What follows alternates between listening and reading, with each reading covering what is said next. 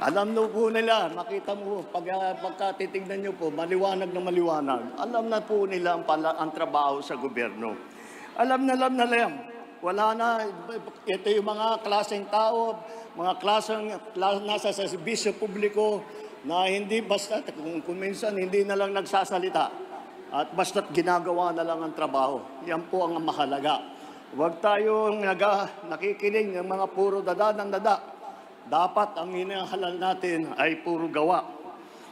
Pupunta sila sa Senado, hindi upang manggulo, hindi upang magtalunan doon sa kanilang kapwa senador o kung kani-kanino pa. Sila ay nandyan sa Senado upang magkaisa at ipagbuo ang magagandang batas na kinakailangan ng taong bayan. Yan po ang estilo ng ating mga kandidato.